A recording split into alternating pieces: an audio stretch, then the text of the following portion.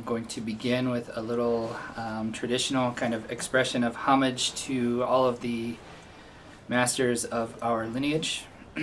This is me maybe just mumbling in Tibetan to all of you, but just know that I'm basically saying some homage to from Shakyamuni Buddha through the various masters of our tradition up to my own teacher.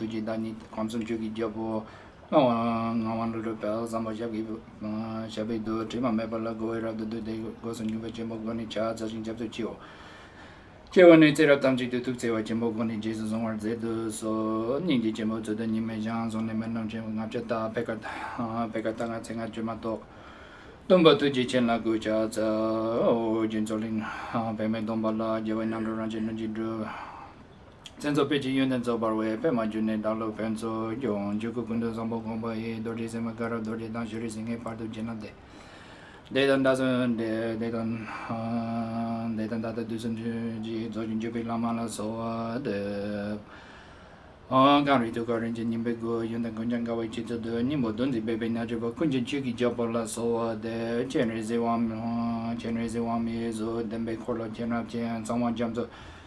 No one cho Ranjun Dorji, so the Shicha Kunjindrola Jiti there, Jimmy was a younger to there, was a long Nangan Najaba, Jimmy Limbijala, so the Redon Jamajuna General de Gomelone Bobby Tajidro.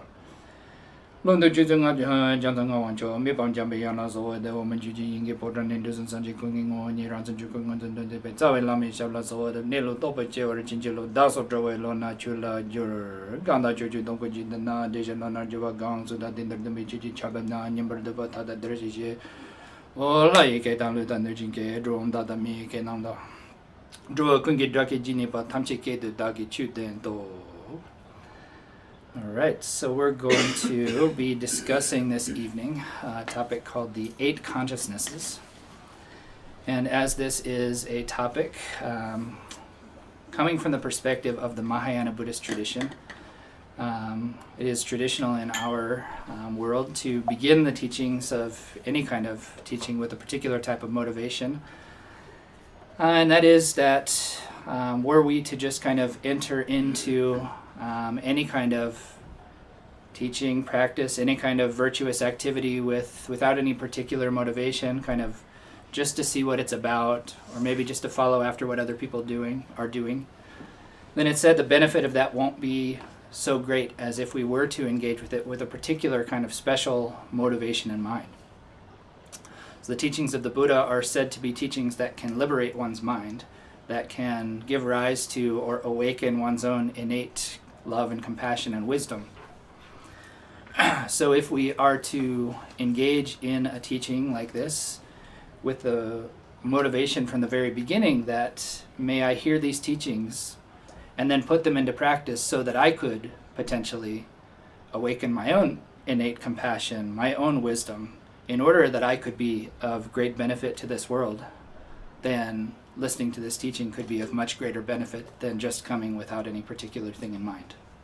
So I would encourage you then to generate that type of motivation, that having heard these teachings, may I put them into practice in order to bring the maximum benefit to myself and all beings. With that, we'll start into this main topic, which is the 8 consciousnesses. So for those of you who may have some kind of background in Buddhism, you may have heard another presentation called the 6 consciousnesses. For those of you that don't have any particular background in Buddhism, you may be wondering what this is all about in the first place, and that's fine. I'm not anticipating a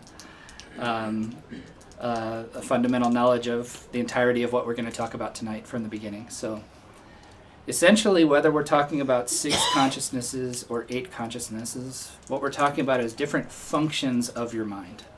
So it's not like there are 8 different things, or 8 different substances, or 8 different streams of mind that you have.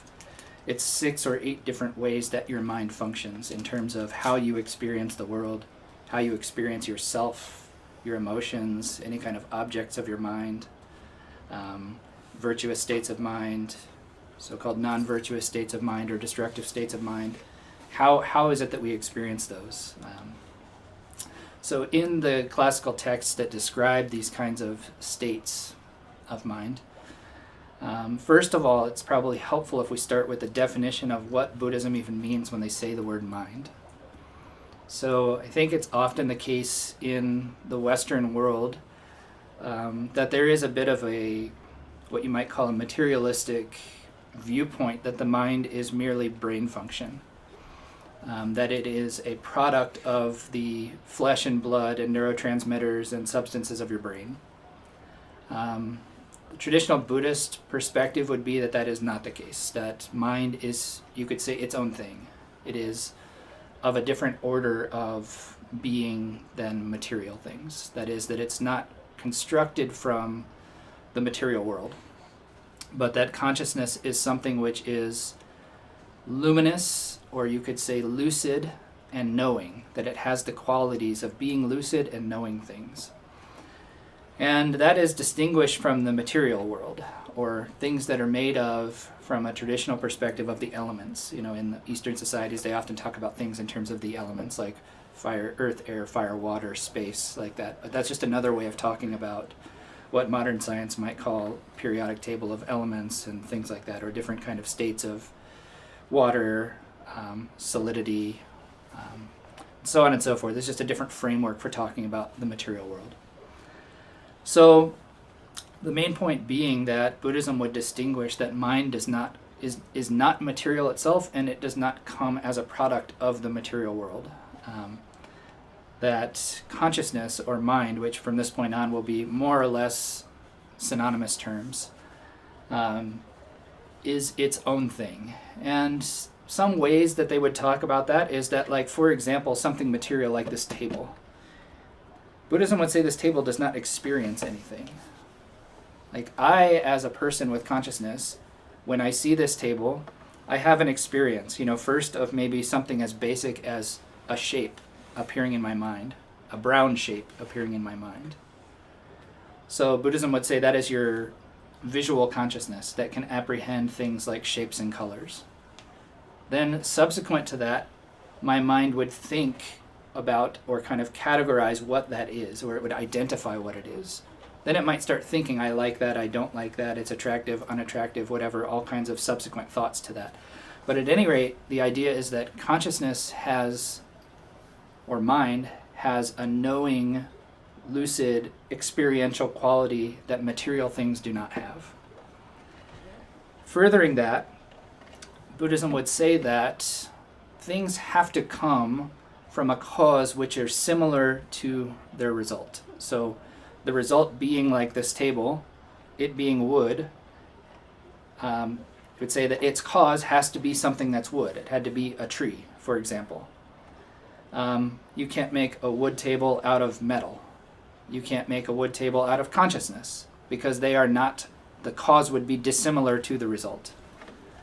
So from the Buddhist perspective, they would say that consciousness functions through the brain, but it is not a product of the brain. So that's just a first principle. We can talk more about that later. We can do some Q&A on that topic if this is just something that sounds silly to you or not true to you. And I'll just say that the modern scientific world is out on the topic of consciousness. They do not have a definitive theory of consciousness, whether it is or is not the function of the brain. There are certainly materialist scientists in the world of biology who believe that that is the case, but that is not a consensus in the scientific world or community. One of the main problems that they come up against, if you want to research this more, they call it the hard problem of consciousness. And so in the world of scientific consciousness studies, they'll say that to some extent the brain and the eyes, the physical body, can make up a perspective or can account for seeing something, like seeing a color. What they can't account for is the experiential aspect of what it's like to see a color, or what it's like to see or feel something. And that is a large distinction that is made in these consciousness studies, and one of the, it is, for that reason, it's called the hard problem of consciousness, that even materialist scientists, when faced with that issue, have a hard time making amends with that from a materialistic perspective. So now when we have this so-called mind, now we have 6 fundamental ways that it operates. And then the other 2, I'll talk about kind of separately because they are kind of more subtle ways of talking about the other 6. So the first 5 are quite straightforward. They are your sense consciousnesses. So your eyes are the sense organ, you could say, that give rise to a visual consciousness. So when we have any state of consciousness, there has to be a few things in place. There's something called an empowering condition, an object condition, and then there's a third one that I'm not going to get into right now. We'll talk about it a little bit later. It's called the immediately preceding condition. Anyway, the point is that you have to have some kind of sense organ, which is the empowering condition, and then you have to have some object that it's seeing, and then you could have an experience of that, is basically what it's saying. So without me seeing Beck, then I couldn't have, without you being there in front of my eyes, I couldn't have a visual consciousness of you. So you are a condition for me to have an experience, a visual experience, a eye consciousness experience of Beck. So like the eye consciousness which sees Beck is conditioned by the fact that I have eyes that have the potential to see, that there is an object of Beck's body that is appearing to me, and I'll make the distinction, I'm seeing Beck's body because Beck is just, according to Buddhist philosophy, an idea. The body, the shape, and color is what I can actually see with my eye consciousness. Anything beyond that is an interpretation. So the eye consciousness sees bare sensory data, like shapes and colors, is specifically what the Buddhist text would say. Anything more than that, when I say I see a table, even that's an exaggeration. I see a rectangular brown shape. That's all my eyes can actually see. So the eye, like sense consciousnesses, are said to be non-conceptual consciousnesses, meaning there's no thought around it. There's just a bare perception of an object, whether that is a visual object, a sound object. So again, with sound object, we follow the same logic. We have to have an actual object, which is some kind of sound. We have to have a functioning ear. And then the immediately preceding, we'll talk about that later. It's not important right now. Basically, all it means is that you have consciousness as a flow of moments of consciousness. Similarly, when I hear something like Buddha, even to say I heard the sound Buddha is an exaggeration. That's a projection of my conceptual mind.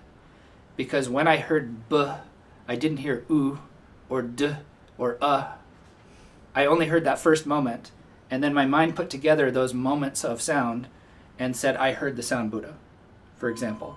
So there are many moments of individual moments of sound, and each of those moments, you could say, my ear consciousness heard or grasped.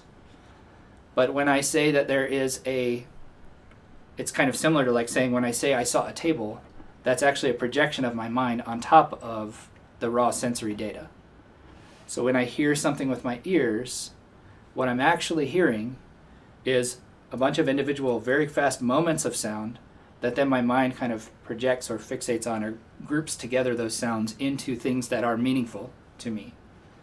So let me just stop for a minute to say that one of the reasons why the Buddhist teachings go into so much detail about breaking things down in this way is because what Buddhism is trying to get at is like, what's real and what's a projection of my mind? What is something that I was conditioned or encultured to believe versus what is a raw experience of the world and of life, something like that. How much of my own kind of mind or my own projection or my own habituation is present in every experience that I have versus what is the raw, like real experience that is there behind that, something like that. Okay? Does that make sense? Mm-hmm. Okay. Similarly with smells, we can say I smell something delicious, but actually, or I smell pizza, something like that. That's also just a projection. So the idea of what it is, or the like and dislike that comes in subsequent moments after the initial sensory data. So, similar with tastes. I taste delicious, not delicious, or I taste something Specifically speaking, in the Buddhist teachings, they say that you can taste things that are sweet, salty, bitter, astringent, and so forth. Like they list off the exact kind of taste that you can taste. Then the fifth is a tactile sensations. You could think of that as like your any piece of your skin that can like sense hot, cold, smooth versus bumpy, like those kinds of things. So that is your fifth sensory consciousness. Now the sixth is what we call mentation, or primary mental consciousness. Primary mental consciousness is where we get a little bit complicated in this whole discussion, because the first five are very straightforward. They're just sensory data, basically. The sixth, kind of primary mental consciousness, where that becomes complicated, is that we can talk about kind of different aspects of mental consciousness.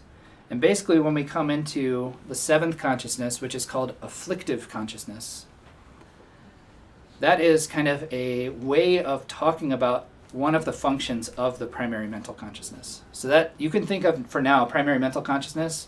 I'm going to get a little bit more detailed than this, but it's your thinking mind. So essentially, you have some raw sensory data, and then the moment after I see Beck, there's like the first moment, you might say, is a visual image of Beck in my mind. You could say that is the non-conceptual aspect of your mental consciousness. So at first there's an image appearing from my eyes that appeared as a result of her actual shape or her body. The next moment in my mind is no longer created from her body. It's now created from that image that appeared as the visual consciousness, is now like another image in my mind that is my mental consciousness that's not thinking anything yet. The next step is I start thinking, I like this, I don't like this, good, bad, name, form, shape, color, whatever, all these kind of identifying characteristics, judgments, distinctions. That is all the function of what we call afflictive consciousness. It's called afflictive because it is wrapped up in attachment, aversion, and ignorance, and because it is the primary kind of mind which is wrapped up with the ego. So it's making these distinctions based on our preferences or our self-identification or our, all of our conditioning that we have within us. So that's going to bring about all these likes or dislikes and judgments and so forth. So it's called afflictive because you could say, it creates the patterns, you could say, for now, like negative karma, you might say, that obscure you from seeing reality. So therefore it's afflictive. So I gave like this quick sequence of moments, and I actually thought about getting a whiteboard for tonight, but I didn't do it. And it's because, there's a whiteboard here, but it's because one thing that we're talking about here is also connected to the concept of subtle impermanence. And when I say subtle impermanence as opposed to coarse impermanence means something came into being, and at a certain point in the future, it will no longer exist. Like, for example, I was born 45 years ago. Sometime I'm going to die. My body will, like, rot back into the ground. According to Buddhism, my consciousness will go somewhere else and be reborn in some other form. But that's coarse impermanence. There's a continuum of, like, a person or a thing, like this table even. At some point it was made, at some point it will no longer exist. That's the coarse, more obvious idea of impermanence. Subtle impermanence means, for example, like, let's go back to the example of myself.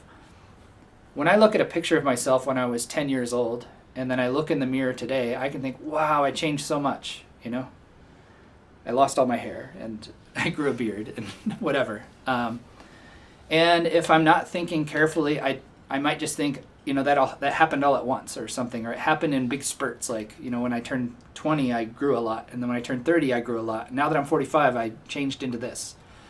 But when we really examine that carefully, what's really happening is that we're changing from moment to moment to moment to moment to moment to moment to moment. So nothing stays still for a single moment. So when we're talking about consciousness on this level, that's another thing we're talking about. We're not talking about, like, when we say you have a consciousness, it's not some stable, solid thing. It's a succession of very tiny individual moments of awareness. So in the moment I'm looking at you, and then I look away, I no longer have a visual consciousness of you. Now I have a visual consciousness of you. So like the visual consciousness of you is not the visual consciousness of you. It's a separate consciousness, right? A separate awareness, because its object is separate, its time is separate, its visual aspect is separate. So when we're talking about this, there are these subtle moments that are linked, you could say, in a causal relationship. So the previous moment of consciousness is conditioning the next moment of consciousness. So this is what is called the immediately preceding consciousness. This is one of the most tricky parts in this discussion of the 8 consciousnesses, so I'm not even going to go into it in detail here. But essentially what it means is that each moment of consciousness, like I said before in the beginning of the talk, consciousness does not come from material things. So its previous moment, being a cause of like kind, has to be another state of consciousness. So when I'm currently in this moment looking at Lama David, and I have a visual consciousness of Lama David, and then I look away from him, I close my eyes, but there's still an appearance of his body in my mind. The moment of looking at him with my visual consciousness that moment of visual consciousness served as a condition for my next moment of mental consciousness, of first having a non-conceptual kind of just image of him in my mind, and then maybe thinking about him, labeling him. Oh, that's Lama David. I wonder how he is these days. I wonder if he got his hat back that he left at the Buddha garden the other day, and so on and so forth. So, the first moment of visual consciousness seeing Lama David, that served as what we call the immediately preceding condition, meaning the kind of like substance, you might say, of mind. Mind is not a material thing, but just as a loose term, substance of that is this continuity of moments of consciousness.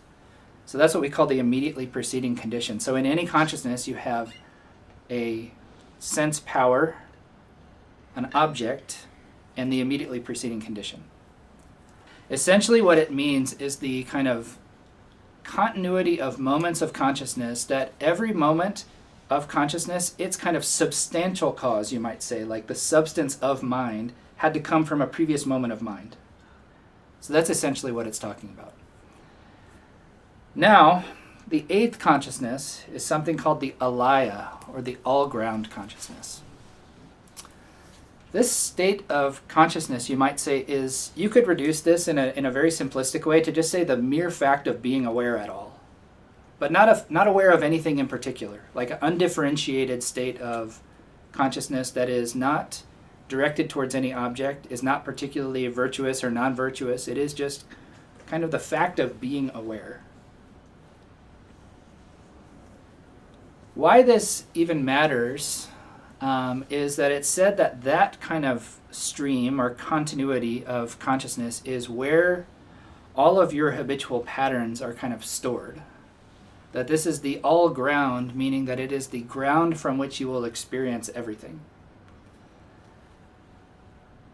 That requires a little bit of explanation from the perspective that Buddhism doesn't say that when you see, like, I'll just go back to one of my simple examples. When I see the table, Buddhism doesn't say that there is a table there that you're seeing. It says that your mind is interpreting something as a table. There's something there, but they won't actually give you a committed answer to what it is.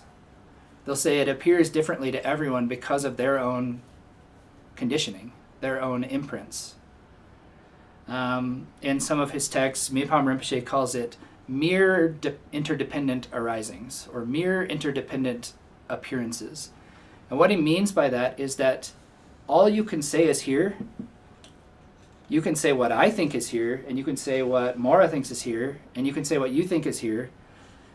And generally speaking, because we're all humans and we understand what a table is, we'll have some consensus about that. But the way that is experienced to each of us is individual. And so if we get really into that, they would give examples such as like when different kinds of beings see the same thing, you kind of examine and see what did each of them experience. And everyone, and not just humans, different animals and so forth that go through these kind of examinations in the sutras, will see and experience something differently. And it's from that perspective that you can't say that just because humans see something there, that that's what's actually there. And I'll give you another example about what that might mean like in a more modern lens of speaking. In the like scientific field of like how we see and experience like light and shapes and colors and things like that, it is very much to do with our own capacity to interpret like light waves and so forth. And there is only so fine in terms of the minute detail that our eyes can perceive. So it's only when a certain like level of coarseness of particular subtle particles come together that we can even perceive something. So that is itself a projection of our mind. That is like limited by sense data, and then our minds kind of piecing it together. So what Buddhism would say in this context is actually that you don't see a table, but that the table is the object of your visual consciousness in the sense that that's how you perceive it. So basically what they're saying is that anything that I see is seen through my kind of the lens of my mind's eye. That I don't directly perceive what's actually there, but my mind is like projecting a lot onto some kind of sensory data. And so that's where the whole kind of sense of, there are these expressions in Buddhism, we'll say that all of the three realms, there's a way of speaking in Buddhism, something called the three realms, it's not important right now, are merely mind. And what they mean by that is that as a person, in terms of how we experience the world, everything that we experience is actually a projection in our mind. So we are conditioned in certain ways to see things in certain ways. And because we keep reaffirming those types of beliefs, we continue to experience things in those kinds of ways. The other kind of side piece of all of this that is discussed, so I'll just give you a little clarification that the perspective that I'm speaking from is from the third Karmapa, Rangtung Dorje, and Longchen Rabjam in his text that's called The Great Chariot. And a little context about this way of speaking is that in some contexts, people will only talk from the perspective of the six consciousnesses. In the Theravada schools, for example, also in the Gelugpa tradition of Tibetan Buddhism, but often in the Nyingma and Kagyu traditions especially, they will give this presentation of 8 consciousnesses. Again, one of the points here that Longchenpa will emphasize is that they're not 8 different things, but that they're 8 functions of consciousness. One example that he gives is like, imagine a house with 8 windows, and in that house there's a monkey, and he's jumping from window to window. And if you weren't careful, you might think, oh, there's 8 monkeys in that house. But it's actually just one monkey jumping from window to window. The other example they give sometimes is like one lamp in the middle of the house, and that lamp is shining out through 8 different windows. So if you didn't know, you might think there's 8 lights in this building, but there's just one light that is kind of being projected through these different gateways, you could say. So when our consciousness is primarily projected through our eyes, we say visual consciousness. When it's going through our ears, we say auditory consciousness or hearing consciousness. Through our tongue, tasting consciousness, and so on and so forth. When we're thinking, we say our mental consciousness or primary mental consciousness. Or when we're talking about it from the perspective that it is fixated on a seemingly truly existing self, then we call it afflictive consciousness. When we are, it's very rare that people really experience the alaya consciousness, but I'll just say when we are in a state like maybe totally spaced out, without any kind of object appearing in our mind, without any kind of thought, whether virtuous or non-virtuous, in our mind, we're just totally spaced out, then you could say we're in the alaya consciousness, the all-ground consciousness. One way that that alaya consciousness is talked about more explicitly is in the context of high states of shamatha or calm abiding meditation. And so when someone reaches a very high state of calm abiding meditation, there can be a moment when there is still a clear appearing object, but absolutely no concept about it. And that's what's called, there's sometimes where there's a distinction between alaya and alaya consciousness. When they use the word alaya consciousness as distinct from alaya, they're talking about that there is still some appearing object, whether that is that you're focused on a sound or a visual sight or whatever, but you're in a complete state of stillness without wavering from that in a state of meditation, that could be a state of alaya consciousness. And in terms of the three realms, for those of you that have studied this kind of Buddhist jargon, that's likened to the form realm. And when one is in such a state of stillness that there's not even an appearing object, just a perfect stillness, that's what's called alaya consciousness. Or alaya, sorry, not alaya consciousness. When we are in an ordinary state of mind that's dominated by our sense perceptions and by our thinking mind, that's what's called the desire realm. That's an ordinary person's experience. So the way of speaking is that our ordinary experience is dominated by our sense perceptions and our thinking mind and our afflicted mind, which is thinking of things in terms of their relation to me and mine, like that kind of thing. And when we calm that mind, when we bring that mind into greater and greater states of stillness, then the sense consciousnesses, well, first, the afflictive mind kind of shuts down. It stops thinking, identifying and making value judgments and so forth, going into a state of stillness, but maybe stillness that still is seeing an appearing object. Like, for example, I could focus on, in some of our classes that teach shamatha meditation, we focus on an image of the Buddha Shakyamuni. So I would still be seeing the image of Buddha Shakyamuni, but my mind might come into a perfect stillness. That would be an approximation, you could say, of the experience of the form realm. When I go so deep into the meditation that the consciousness actually stops flowing through my senses and is just in this perfect stillness state, that's what we call alaya consciousness.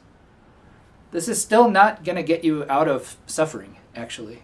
This is a state of shamatha, deep state of shamatha, is kind of shutting your mind down. It's bringing you into a state of stillness, but it's not uprooting the reason why you were suffering in the first place or why you were dissatisfied with life in the first place. So the Buddha's kind of fundamental teaching is, he says, my teaching is one that liberates through seeing. So not just liberates through stillness. You know, all of what I just talked about are levels of calm abiding meditation that brings your mind to stillness. So even just being in the state of alaya, it might feel good, it might feel restful, it might feel like super chill, whatever. You know, your mind's no longer active into your emotions and your aggression and your anxieties and so forth. But it's not overcoming the reason why you were feeling anxious in the first place.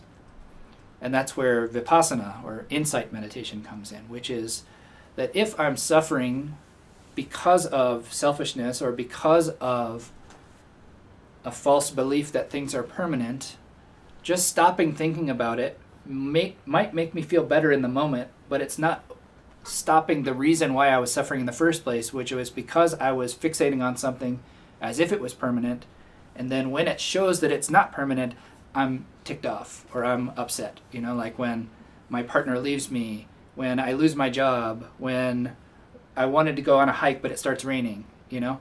This is all like the suffering that we might feel in those types of situations is all from a kind of subtle fixation or belief that things are going to be the way they are now into the future. And when things don't turn out that way, then we suffer because of them. So an example of how do you overcome that then? Well, you might think, I'll just still my mind. But then when you come out of the stillness, you're right back where you started. So we need to see that things are impermanent and not just see it once, but actually meditate until we are building a new way of seeing, a new kind of uprooting the habit of seeing things as if they were permanent, building a new habit of seeing them as they are, which is that they are impermanent. So what is happening in all of this, according to this whole system of the 8 consciousnesses, is that we have these kind of seeds, you could say, of habitual patterns of how we see the world and how we experience it, which are stored in this alaya, this ground consciousness, this ground awareness. And anything that we experience is experienced through the lens of that kind of habitual pattern. So even when I see a visual object, it's already kind of infused with, you could say, this like false belief in permanence, and that there is a truly existing separate phenomena over there, separate from my consciousness. That's another level of, we didn't really get into that discussion yet, but anyway, that's another level of more subtle way of talking about why we suffer dualistic fixation or dualistic perception. But what we're doing is that we are then trying to replace, at first it's not really a system of replacing, it's a system of building a habit that overpowers the bad habit. So just knowing that things are impermanent, for example, isn't enough to overcome the habit of experiencing things as permanent, because we've been experiencing things as if they were permanent for our entire life. And if you follow the full Buddhist idea, then for infinite past lives. It's a very strong habitual pattern to kind of, I don't even want to say believe, because most of us have some kind of fundamental scientific education. If you learn just the basics of permanence and impermanence, everyone's going to say, yeah, everything's impermanent. It's quite obvious. But just having that obvious truth in your mind isn't enough to overcome the habit. Just like all of us also know, and I don't know if any of you have ever been addicted to anything, but most of us probably know that those addictions aren't good for us. We know very clearly, tobacco, alcohol, social media, whatever the addiction might be. But just knowing that isn't breaking the habit, is it? Right? So we have to then meditate on impermanence. So we go through these kind of logical reasons. Why are things impermanent? Why am I impermanent? Why is my mind impermanent? So on and so forth. And not just sitting around thinking about it, but stabilizing our mind in a present, ongoing experience of that truth. So there are various methods of Vipassana meditation for bringing us to that kind of state. And still, this meditation for now is still being done by the afflictive consciousness. It's still fixating as if there is some real thing called impermanence that truly exists as impermanent. So it's still placing karmic seeds. Eventually, we have to get to a state where, now for those of you who are new, I apologize, but I do have to go another step deeper into this. When we get into a direct experience of this truth that in Buddhism we call emptiness, which means the lack of any kind of intrinsic existence, and I'll give you a simple example of what that means. It's only at that point that we have a direct experience of that we start erasing the seeds. Up until then, everything that we're doing is building new seeds that are hopefully going to overpower the bad seeds, hopefully going to bring us into a powerful enough experience of impermanence that we kind of stop fixating on the permanence. It's more dominantly kind of present in our state of mind. So what we mean by the word emptiness is essentially that this is the other kind of, I guess we could say, the predominant aspect of our consciousness that is the source of suffering in the first place. And that is that, for example, I made this distinction about Beck. I said that I can actually see Beck's body. I can't see Beck. What did I mean by that? Does that just sound bizarre to you? Does that seem silly? What I meant is that when we say Beck's a person sitting in front of me, for those of you who are online and don't know, I'm just pointing off into the air here. I apologize. When we say Beck or Justin, for example, what I'm actually talking about when I say that is I have a body, I have sensations like positive, negative, kind of neutral sensations, I have identities, I have layers of identity, like I'm Justin, I'm a translator, I'm a student of this and that, I'm a son of this and that, I'm a brother of this and that, whatever, all these layers of identity. I have, actions that I do, and I have emotions that I feel. All of those are part of my identity. I have thoughts and ideas about things and about myself. When we say, where's the Justin in all of this? That's what Buddhism means by emptiness, is that if you really look into that, you'll never find a real Justin that's separate from all that stuff. There's just a bunch of stuff. And then my mind wants to label that Justin and think that it's some kind of singular, permanent, inherently existing kind of thing. So from the time I was born up until now, people have been calling me Justin, Justin, Justin, and I call myself, hey, I'm Justin. It's just reinforcing this habit of thinking that I'm some inherently, truly existing thing. So according to Buddhism, that is the source of all of our suffering, actually. And that habit can, like similarly to what I was saying about impermanence, can only be undone by meditating on its opposite. So by looking for that self. Don't jump to the conclusion that it doesn't exist. Actually look for it. That's the main thing. You know, our Ken Rinpoche, Namchak Ken Rinpoche, who's one of my main teachers, one of the main teachers of the Namchak Foundation, he always tells people never jump to the conclusion. Because jumping to the conclusion is just another kind of ignorant assumption. You just assume that someone else is right. You don't want to assume that someone else is right or even assume that the Buddha's right. You have to see it for yourself. So we would go through these kind of processes of meditating on this self or selflessness, like looking into our being. Okay, and in Shantideva's Way of the Bodhisattva's Life in the 9th chapter, he says that like your hair and your skin and your fingernails and all of those are not the self, your internal organs and so forth are not the self. And he goes through step by step by step. You know, your thoughts and feelings are not yourself. Ken Rinpoche's way of explaining this all the time is that what you find is a lot of things that you think of as mine. So my body, my feelings, or my kind of, my identities, my actions, my emotions, my thoughts, my views of the world. But where's the me that supposedly possesses all of these things or is controlling all of these things? When you really look for that, if you really like do some investigation with that, you might find that it doesn't actually exist. That it's just an idea in your head. And Buddhism would say that that's the same for all phenomena. That everything that I mentioned this only in brief about the table, for example, as a simple example, but you know what I actually see is a rectangle, and this rectangle is brown. But what my mind projects onto it is all these ideas. I could have even more ideas, and to the extent that I fixate on those ideas is the extent to which I will suffer in relation to this object. For example, if I inherited this from my grandpa was the most special person in my life. He was like a father to me, so on and so forth, you know? Then this gets a water spot on it, or it gets burned in a fire, or the leg gets broken, or whatever.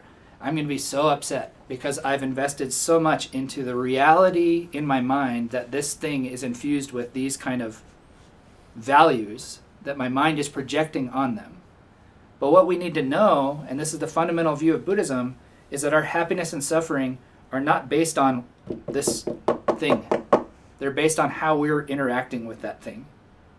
Basically, even in the Tibetan language, the word Buddhist, it does exist, but most of the time what they call it is Nangba, which means inside person. That's the word for Buddhist in the Tibetan language. So what that means is that, you know, happiness doesn't come from the outside, it comes from the inside. It comes from our own way of perceiving the world. And basically what this whole principle of the 8 consciousnesses and the whole point that we're even talking about this right now is to show how we experience the world, how our mind then interprets that world, how we build habits that reinforce those ways of seeing the world, but also that we could undo that process and see the world in a different way. Does that make sense? Yeah. I know this was a lot of words and a lot of complicated, like 6 of these and 8 of those, but that's the whole point of talking about this. So this topic is talked about in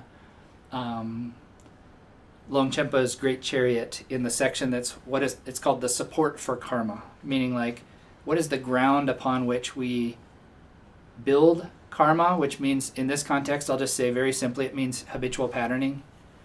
More or less that when you do something or experiencing something in a particular way with a particular kind of intention or fixation, that's planting a seed for you to continue seeing or doing or experiencing things in a similar way. More or less, that's what karma means in Buddhism. And karma is not like a mystical force that happens to you. You know, it's you know, when we say something happened, oh, it's just my karma, if we really have a good understanding of Buddhism, what that means is I'm taking responsibility for that. Not like something happened to me out of the blue. What that would mean is like I'm actually asserting a sense of responsibility for why that happened. Because if the seed wasn't within me to experiencing things in that way, it wouldn't have happened in that way, or I wouldn't have experienced it in that way. For example, two people, I can say a good example is like Toko Sangak Rinpoche, who is the head spiritual director of AWAM and the Namchak Foundation. He spent 9 years in a Chinese concentration camp, essentially like a labor camp, during the Cultural Revolution.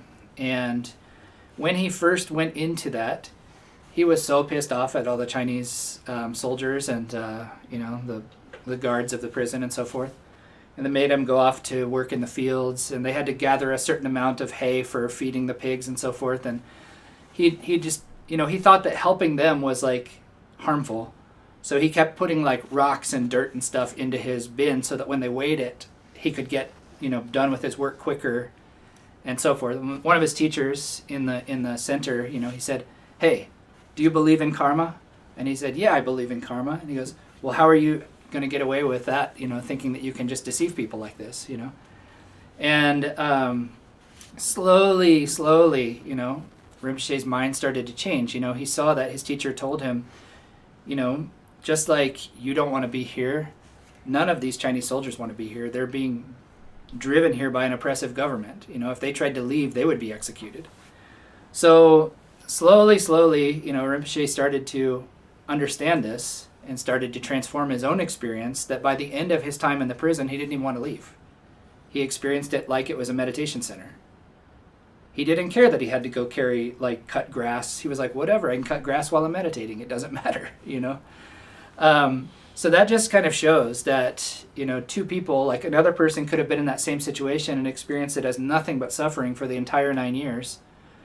And Rinpoche would have if he hadn't maybe met with his teachers and received those kinds of instructions and been able to transform his own experience. The basic idea is that we're not stuck in what we have been. We're not fixed in who we think we are or the judgments or values that we place on ourselves. That we can transform our experience into something, maybe more pleasant, more calm, more joyful. Rabjam Rinpoche, when there's another Lama in our tradition named Rabjam Rinpoche, he came to our retreat ranch and he gave a talk about something called the 7 points of mind training. And in that there's a section that's talking about emptiness. And one of his points that he made, I don't remember the exact wording, but he said the more you experience emptiness, the more you experience possibility. And what he means by that is that, for example, if I'm stuck with an idea of myself, I'm not good enough, I can only do this or that, I only know this or that, it's actually like my way of thinking like that is limiting me, not anything in reality. So the second I can let go of those fixations by seeing that they don't inherently exist or that I don't inherently exist in that way, then everything's possible. Of course there's limitations in the world to some extent, but 90% of those limitations are in our own minds and in terms of our own kind of fixations and limitations that we place on ourselves. So I didn't find any other more kind of just straightforward kind of basic discussions about this 8 consciousnesses. And just a little follow-up too is that part of the reason why Jessica asked me to give this talk was following up on last month Jetsuma taught on the 5 aggregates, and this is an expansion of the talk on the aggregate of consciousness. I did not name them, but I was talking about the 5 aggregates a moment ago when I was talking about the self. So we call the aggregate of form is essentially your body in that sense. The aggregate of feeling is your likes and dislikes, or not really likes and dislikes, the feeling of pleasure, displeasure, or neutrality, like when you meet with any kind of object. The next one is often translated as perception. It more or less means identities or kind of things that you label on things, like this is this and that's that, I'm this, I'm not that, those kinds of things. Then the aggregate of what's called conditioning factors, which is your actions, but also kind of your emotional landscape, like something called mental factors in Buddhist philosophy. Finally, your consciousness, like your thinking mind, your thoughts and ideas. So those are the basis upon which we label or imagine this idea of a self. So at any rate, as an elaboration on just the aggregate of consciousness, that was the point of giving this talk. Now, one more little piece that I'll give, because I like to include this perspective in every kind of talk that I give. It is often the case in like the Tibetan Buddhist world in certain traditions to speak about like things from different levels. Like first we're going to talk from, there's something called the 4 tenet systems, or we'll talk from these different tenet systems. I think that way of talking is very confusing for most Western people. They just want to know like one way and like have a kind of solid understanding of that instead of saying, well, this school says this and that school says that and blah, blah, blah, blah, blah. Tibetans have I'll just say like, it's a good habit if you're in a monastic university. It's a bad habit if you're trying to teach to like non-specialists. So one thing that might not get brought up in this context that is brought up in Trungpa Rinpoche's text, in Mipam Rinpoche's teachings, and Longchenpa's text is that on a more subtle level, if there was a recognition, I guess you would say, of any moment of any of these consciousnesses, a recognition of what they are in reality, like their emptiness aspect, then that would be an experience of your own, what we call innate Buddhahood, your own Buddha nature. So even the alaya itself, in some texts, is talked about as the Buddha nature in its more like purified perspective or aspect. And a Buddhist way of speaking is that you're already good enough. You already have all of the qualities of an enlightened being. You just have to recognize that in yourself. So this way of talking about the 8 consciousnesses from one's perspective is to say, yes, there is delusion, yes, there's suffering, yes, there's mistaken aspects of consciousness. But at our core, like the fundamental teaching in all of this, and in the explicit text that I'm speaking from, is that all of the qualities of enlightenment, of wisdom, love, power, compassion, all of those are innate in the core of our being. And it's a matter of just kind of you could say, familiarizing ourselves with that, or stripping away some kind of false habituation which is obscuring us from experiencing what's already there. That is the entire path of Buddhist practice. It is to, on a radical level, in some like Vajrayana teachings, it's like here and now, right now, experience the directness of this experience of your imminent kind of enlightenment. In a more progressive stage path-based way of talking, it's that purity is already there, and we can go through stages to experience that to a greater and greater degree. So when the afflicted 7 states of consciousness, the ordinary 7 consciousnesses of like your primary mental consciousness, the afflicted consciousness, and your sensory consciousnesses, when those become fully purified, or you really see the complete purity of that, that is what is called the aspect of nirmanakaya. When you come to stillness, but still with an appearing object, but that is infused with the wisdom of emptiness, or the wisdom aspect, the vipassana aspect, that is what's called an experience of the sambhogakaya. And the alaya, when it is experienced through the lens of vipassana, is called dharmakaya. These are like 3 aspects of a Buddha's experience. Essentially, when a Buddha is, you could say, resting in the state of the nature of all things, but not directly perceiving or thinking about anything, that is their dharmakaya state. That is likened to our experience that we could get to in alaya, but our experience might, in a shamatha or calm abiding sense, would be lacking the insight into the nature of reality, but has that stillness without an object. So there are similarities in these stages of these consciousnesses to the experience of Buddhahood, just in like maybe a more like refined sense. And so there are paths of practice to experience that kind of imminence of enlightenment within the like tantric Vajrayana Tibetan Buddhist practices of Mahamudra and Dzogchen and so forth. And all of those are practices that the Namchak Foundation and the AWAM are 2 organizations that we work through, teach those kinds of practices. They're not like directly, explicitly things that are appropriate for me to talk about to you here and now, and there are stages of practice to get to those things. But I just want you to know that there are methods for like radically embodying these truths. And radically meaning like there's one perspective that you could go for 3 incalculable eons of multiple rebirths, slowly refining away your kind of afflictions and your bad habits and your self-doubt and all of those things, and gradually eventually attain enlightenment. There's another, perspective that you could experience that, what we might call like primordially present nature of mind or primordially present enlightenment right now. But for most people, that right now requires some preparation. I'll just say that. But those methods can be radically faster and radically effective, and they are available, through different paths of practice, through the Namchak Foundation, through AWAM, through the teachings of Toko Sangha Rinpoche, Namchak Kin Rinpoche, Jetsuma, Dorlop Chuni Samo, all of our teachers. So